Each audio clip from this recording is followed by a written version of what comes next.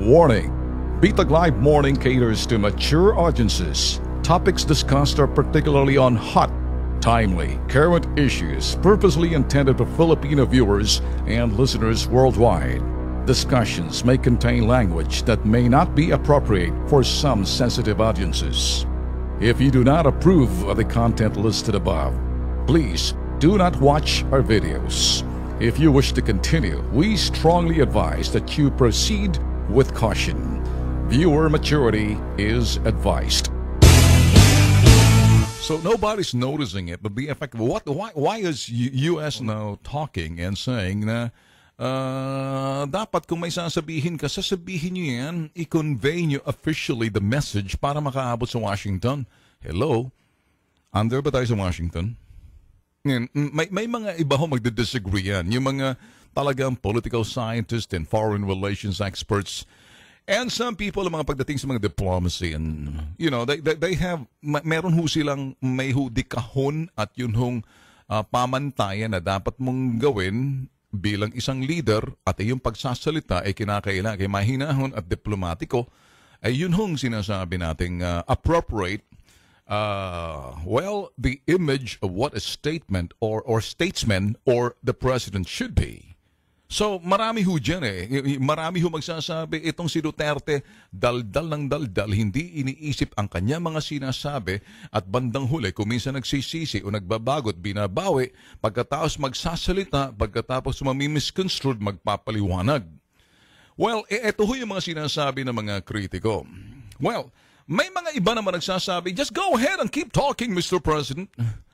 As long as yung mga sinasabi mo nagagawa mo, unless kung hindi mo ma-deliver, ibang usapan na yun.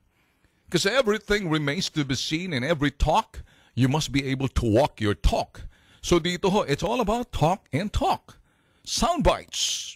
So naintindihan niyo mo, may mga nagsasabi, just keep talking. Isa ho tayo dyan. Ako hindi ho sinasabing the president knows exactly what he's doing and he's accountable to the Filipino people at may ganti yan kung sakaling nawala ng tiwala. But incidentally, mataas ang ratings ng Pangulo ho natin. Kaya medyo, kung si Presidente Duterte nakatingin, bakit ako makikinig dyan sa mga putok sa buhong, mga eksperto, kritiko ko, kahit ano pang pinag-aralan yung mga Herodes kung saan man kayo mga putok sa buho na dalhin nyo na yung sinasabing mga foreign policy, mga pamantayan, yung mga protocols, yung conventionalities na kinakailan mong gawin bilang Pangulo at kung paano maging leader.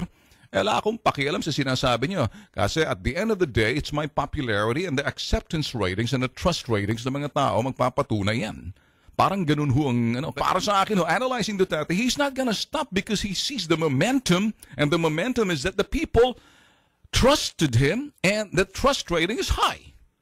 So mahirap po yun. Kaya anuman ang sasabihin ng mga kritiko, the more that you talk, the more na parang he doesn't listen. The more he intentionally keep doing it. Parang nangungut siya Parang ulo kahit ang dating. Para sa iba, kung titingnan ho natin salitang kalye ho, Kasi maraming mga kritiko nagsasalita, how to become a president, how to be a statesman, paano yung iyong mga dapat ginagawa, yung iyong mga kilos at inaasta, at yung iyong mga packaging and image mo na kinakailangan ikay presidente ng Pilipinas dahil ikay nagrepresenta ng bansang Pilipinas, dapat yung iyong imahe tugma doon sa inaasahan namin. Sinong namin? Yung simpleng tao? O yung mga eksperto?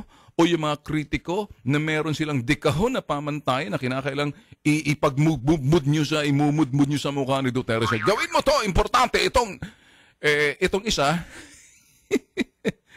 He looked the other way and then smile with a grin na parang nakakaloko. Parang bahala kayo sa buhay nyo. Ba't ako kayo magpapaniwala?